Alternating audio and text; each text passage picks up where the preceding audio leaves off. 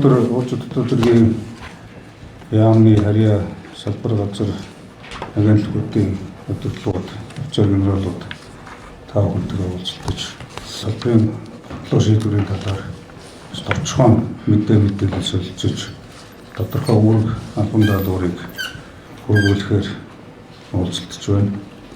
Хамгийн чухал асуудал бол бодлогын уялдаа хангах, аливаа байгууллага бие дааж ажиллах, ихтэй мэрэгсэн байх. Нөгөө талдаа олон нийтийн мэдлэг мэдээллийг нэмэгдүүлэх, ялангуяа эрх зүйн боловсролыг дээшлүүлэх, соён гэрүүлэх ажлуудыг эрчимжүүлэх, тэр хэмжээгээр аль нэг хүнээс хамааралтай биш систем ажилдаг, хэн нэгэн албан тушаалтны үзмжээр биш тогтолцоо зөв байдаг байх. Ингээд нийтээрээ нэг хүний тухай асуудал биш, нэг хэсэг бүлгийн тухай асуудал биш, иргэн бүрийн эрх хамгаалагддаг, нөгөө талдаа үүрэг биелэгддэг байх ёстой гэдэг ийм зарчмыг барьж байгаа. Эрх хэрэгжиж байгаа бол үүрэг хангаж байгаа ёстой. Эрх үүргийн тэгш тэнцвэртэй байдал хяналт тянцал байгаа газар хүний эрх хангаж идэг. Иргэний эрх хамгаалагдах ёстой. Хууль сахиулах байгууллага, шүүх эрх мэдлийн байгууллагуудын хуулийг хэрэгжүүлэх, үндсэн хууль бусад хууль заасан зүйл заалтуудыг нэг мөр хэрэгжүүлэх, орчин нөхцөлийг бүрдүүлэхэд төрийн хууль заазын мөн чанар оршиж идэг. Өнөөдөр зөвхөн хууль сахиулах асуудал, гэмт хэрэгээр өвчин сэргийлэх асуудал биш. Өнөөдөр Монгол төр иргэн хоёрын хоорондын итгэлцлийн хямралыг давж гарах том сорилтаа бидэнд бий. Энэ алдагдсан суларсан итгэлцлийг дахиж сэргээх, иргэний итгэлийг бий болгох, нийгмийн итгэлцлийг бүрдүүлэх нь та бидний хуулиар үлдээсэн бөгөөд хүүхэн иргэний хувьд хийж хичээх ёстой ажлуудын нэг. Өнөөдөр иргэд хуулиндаа итгэх үү, хүүхэн өөртөө итгэх үү, төрдөө итгэх үү, хууль сахиулагчдад итгэх үү, хүний эрхийг хамгаалагчдад итгэх үү, хэнд итгэх үү гэдгээ хүртэл мэдгээ болцсон юм цаг үед бид ажиллаж амьдарч байна. Одоо бид хэрэгж дууссан гэж бодож байгаа. Хэрэгэлт хэмжээ бий. Цэцэрлэгт ч бас одоо цэг тавих ёстой. Асуудлын голд ордог, амьдралын бор шийдвэр гаргадаг, ард түмний хүсээгүй хямрал сорилтыг бид хүсэл зорилгоороо бий болгодог. Ээлжилдэг эрх мэдэл, өгдөг авдаг албан тушаалд ташуурдаг байж болох. Тийм ч учраас энэ салбарт барих үйл зүйлс дотоод хэргийн сайдын хувьд, хүүхний хувьд ч үүний барих бодлого маш тодорхой бий. Бодлогын уялдаа холбоог хангана. Хүндлэл хаана тэнд харилцан ойлголцол байж идэг. Харилцан ойлголцол байгаа газар хамтын ажиллагаа өрн зурагшилж байдаг. Энэ бол өөрөө хөгжил. Энэ бүхнийг үүсгэсэн бүхэн дандаа товойдол байж идэг. Дандаа ухралт уналт байж идэг. Яриа хэлцээ ойлголцлын замаар асуудалд ханддаг байх нь бидний үндсэн зарчим. Энэ үндэсний үнэт зүйл байх ёстой. Үндэстэн оршин тогтмол их итгэл үнэмшил та бүхэн дээр тогтож байгаа.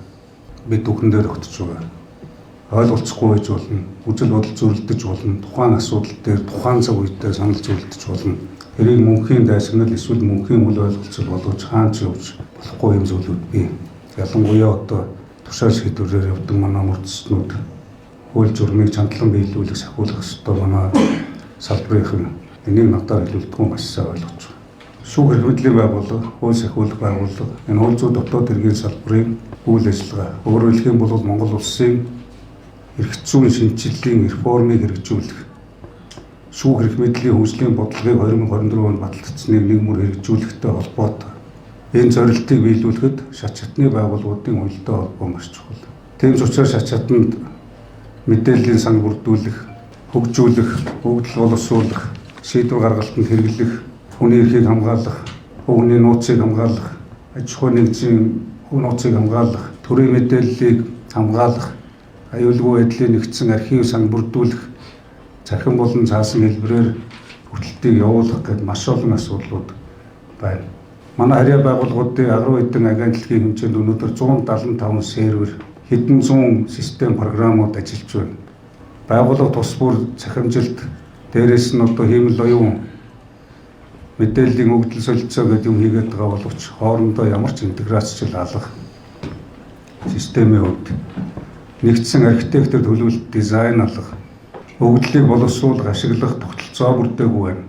хууль зүйн дотоод хэргийн яамны хэмжээнд хүртэл ажлын мэдээлэл солилцох, үүрэг даалгаврыг үнэлт өгөх, бие бинийгээ үнэлэх, дүгнэх, зөв шийдвэр гаргах, цаас хэмнэх, цаг хэмнэх, хүн хүч хэмнэхтэй холбоотой систем ямар түвшинд цаашлах юм бол харьяа газар агентлагуудынхаа уялдаа холбоогоор мэдээлэл солилцдог тогтолцоо ямар байгааг та бүхэн сайн мэдж байгаа учраас би энд дахин тогтоох хэрэггүй байх гэж бодож байна. Тэгэхээр гэмтгээс урьдчилан сэргийлэх тухай хууль, эрүүгийн хууль, иргэний хууль, хувь хүний мэдээллийг хамгаалах хууль тогтоомжууд, хоёр эрх зүйн байдлын тухай хууль, холбогдох хуулиар хүрээсэн үүрэг чиглэл, журам тогтоолын хүрээнд нэгдсэн тогтолцоо мэдээллийн санг бүрдүүлэх хууль сахиулгаас эхлээд мэдээлэл суурилсан ухаалаг орчин цагийн цагдаа дотоодын цэргийн тогтолцоо бүрдүүлэхээс эхлээд хил хамгаалах аюулгүй байдлыг хангах, хилээр нэвтрэх шалгах, цаашлах юм бол энэ Монгол төрийн ой санамж болсон Монгол түмний өв болсон мэдээллийн сан архивын үйл ажиллагааг стандарт норм дүрм журмын дагуу хөтэлдэг, хадгалдаг, хамгаалдаг байхтай холбоотой олон асуудлуудыг зохицуулж шийднэ гэж үзэж байгаа. Үе үеийн сайднаар олон ажил санаачилсан, олон ажлуудыг хийсэн, хэрэгжээд явж байгаа нь байна, хэрэгжүүлэх шатандаа байна, цаашдаа сайжруулах зүйлүүд байна, засах асуудлууд байна. Гэхдээ бүгдээрээ зарчим дээр тогтно. Нэг дарга сайд ирээд нэг бодлого ярьдаг, орхигддог, хаягддаг биш. Нэг албан тушаалтан солигдоод нэг мэргэжилтэн явахаар мэдээлэл нь устдаг, алга болдог. Нэг дарга өөрчлөгдөхөөр бодлогод нь өөрчлөгддөг. Нэг сайд ирэхээр үжил бодол үнэт зүйл нь хаягддаг ийм орчин ерөөсөө байж болох. Энэ өөрөө шударгасны энэ дэр болсон салбар. Шударгаас байх ёстой бол шударгаас тогтох ёстой, шударгаас бэхжих ёстой бол энэ ширээн дээр, энэ танхимд, энэ байшинд, энэ салбарт хинч байсан байгаагүй, ирсэн ирээгүй оршин тогтцоор байх ёстой тийм. Монгол төр бидэнтэй бидэнгүү байсаар ирсэн өнөөдөр ч байгаа, цаашдаач байна энэ нэгэнтэй. Гэхдээ хүн биш, систем, албан тушаалтан биш, тогтолцоо гэдэг ийм зарчим руу бүгдээрээ явж байгаа. Хуулийг батлахын төлөө тоо нэмдэг биш. Хууль өөрөө ойлгомжтой, тодорхой, давхцалгүй, нийцэлтэй, зөрчилгүй, хэрэгждэг, хэрэгжүүлдэг, иргэнтэй төртөө байх бодлого чиглэх ёстой. Систем ажилдаг байх тогтолцоог эрчимжүүлнэ. Хамтарсан ажлын хэсэг байгуулж байгаа. Хөндлөнгийн цахим аудитыг оруулнаа. Надад өгсөн тоо баримт тэр 175 сервер яг байна уу? Тэр 2-300 систем програм байна уу? Тэр ашиглагдж байна уу, үгүй юу? Эсвэл тоосон дарагдаад хэдэн зуун саяар авцсан тоног төхөөрөмж араагүй тэнд хогшиг болоод хэвтэж байна уу гэдэг дээр бодиттой үнэлт хийж хөрөнгийн зарцуулалт, хэмнэлт, ажил өнгөлөг асуудлуудаа урагшлуулнаа. Энэ захимжилтын ажлыг урьдчилжүүлэх, мэдээллийн сан үндэсний сангаа бий болгож нотлох баримт тавц тэргүүд цахимждаг байх тогтолцоо руу ойрын хугацаанд шилжих зорилтыг тавьж ажиллана. Ийм тогтолцоо руу шилжсэн маш олон улсууд бий. Байна уу гэд хариуцлага бүхий хүмүүсээс асуухаар байдгүй манад тавц тэргээ цахимжуулсан, мэдээллийн сан бүрдүүлсэн улс дэлхийд байхгүй гэж хэлээ сууж байгаа. Хариуцлагатай өндөр албан тушаалтнууд бий шүү. Одоо бүгдээрээ мэдээллийг хэлээд гаргүй авдаг болсон. Энэ дуртай нь хаанаас ч ороод харцдаг болсон. Хариуцлагатай хүн битгий хаа сайгүй байж идэг, жирийн хүртэл мэддэг болсон мэдээллийг хэлэхдээ зүүднээсээ сэрж жоохон мэдээлэлтэй бурдаг болмоор байна. Эстон, Сингапур, Европ, Америк бүр цаашлах юм бол манай урд хөрш хүртэл бүх энэ шүүх одоо үйл ажиллагаа, шүүн таслах үйл ажиллагаа хэрэг маргааныг захимжуулсан.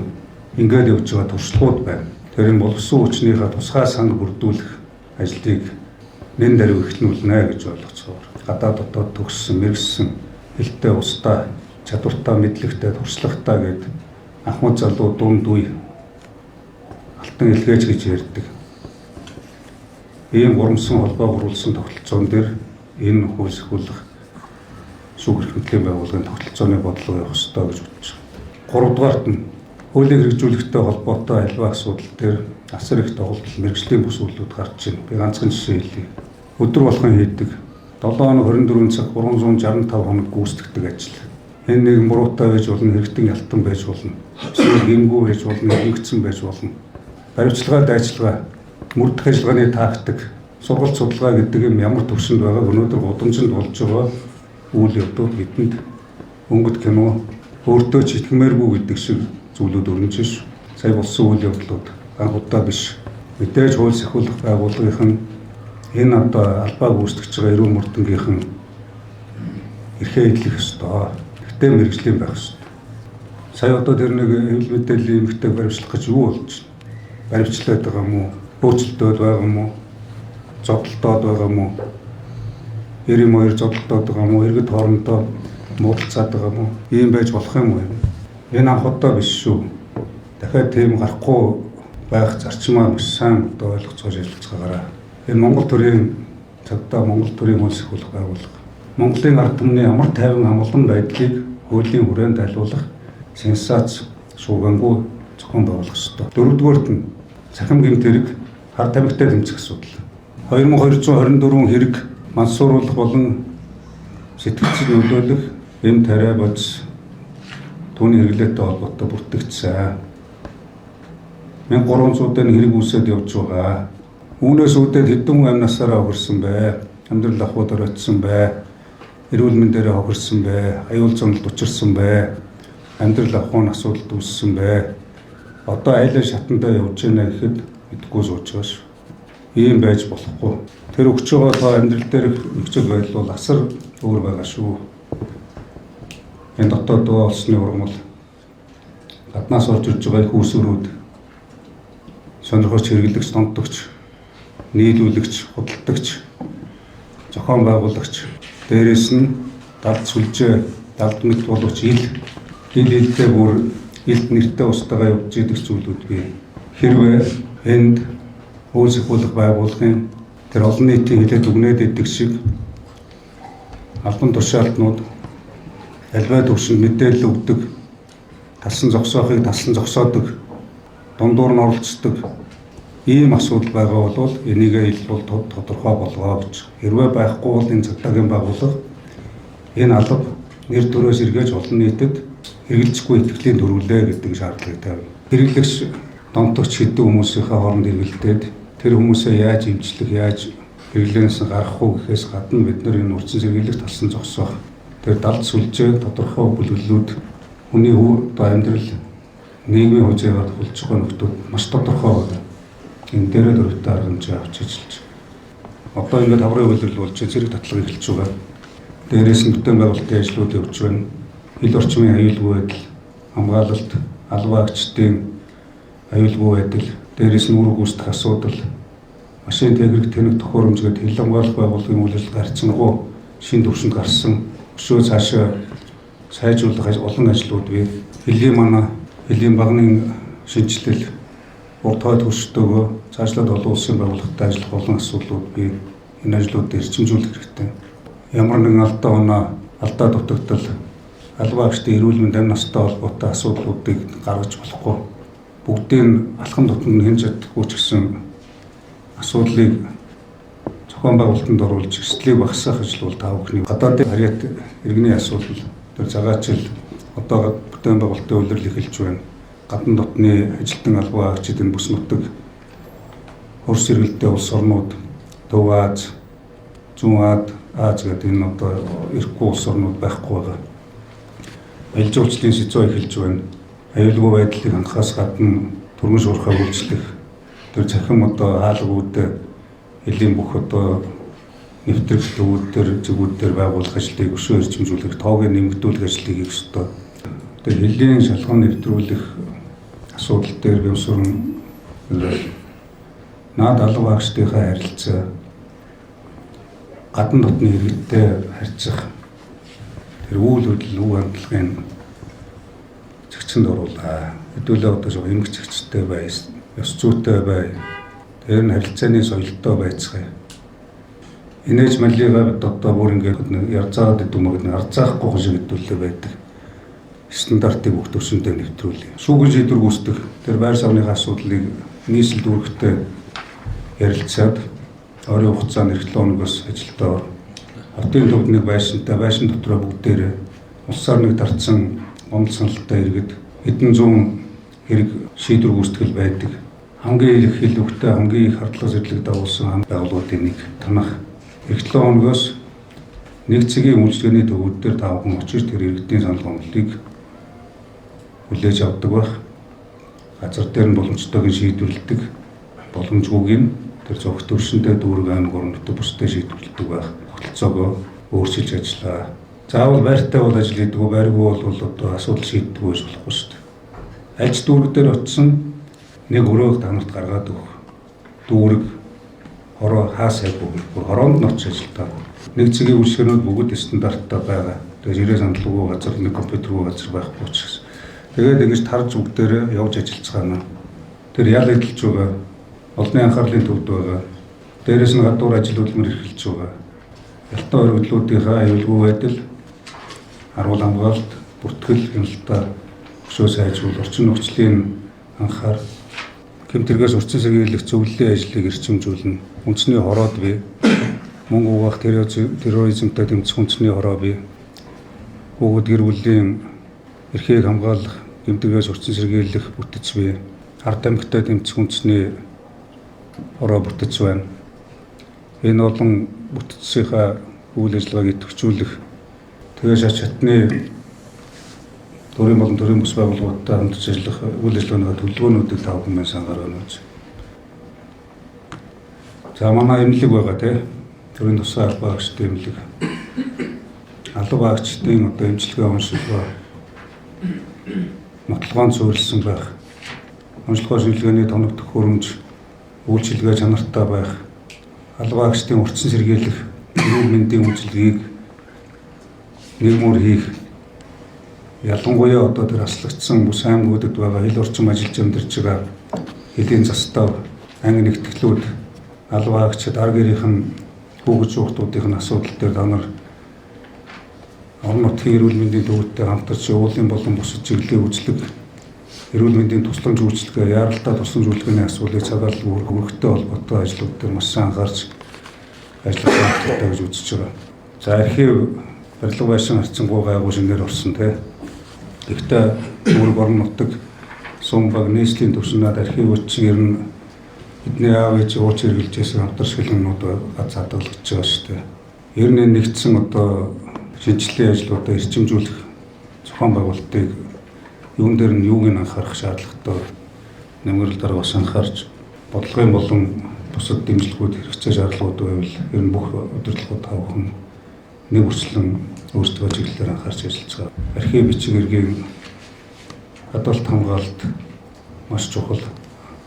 Өргөдөж цагцсан зүйл байж болохгүй. Ялангуяа энэ орон нутгуудад сум дүүргүүдийн төвшөнд наадах чинь хадгалж байгаа өрөө сав, септ, хайрцаг самууд хадгал хөдөлтүүд гээд тоос шороонд дарагдсан бараг зарим нь одоо газар өрөө тавьчихсан зүйлүүд хүртэл байлаа. Ус галын аюул, элдв янзын гэнтийн аюул болоход тэгээд хүний хүүхдүүх амьдрал үнэт зүйл удам судар ажил албаны бичиг баримтууд архивдаг хаягддаг ирээд хайдаггүй зөвлөд маш их шттэ. Хууль зүйн үндэсний хөрөлн тусалцааны төв ерөнхийдөө ойлгомжтой ч гэсэн сая ярьсан улс үүсний судалгааны хүрээнд эрдэмтэн судлаачид үйлчлэл мэргэжлийн хүмүүсээ зөв дангидж тэр том бүтэц, тэр том байгууламж, тэр их том эрэлт хэрэгцээ иргэдийн дунд байгааг анхаарч хүрэх ёстой. Тэр өмгөөлөл авч чадахгүй байгаа, эрхээ хамгаалуулж чадахгүй байгаа, энэ тэнд учраа болохгүй байгаа иргэдийн нөхцөл байдлыг маш сайн судалж, чадвартай болцоотой нь биш, асуудлаа шийдвэрлэдэг биш, болохгүй чадахгүй байгаа нь хохирддаг биш ийм нөхцөлийг анхаарах хэрэгтэй.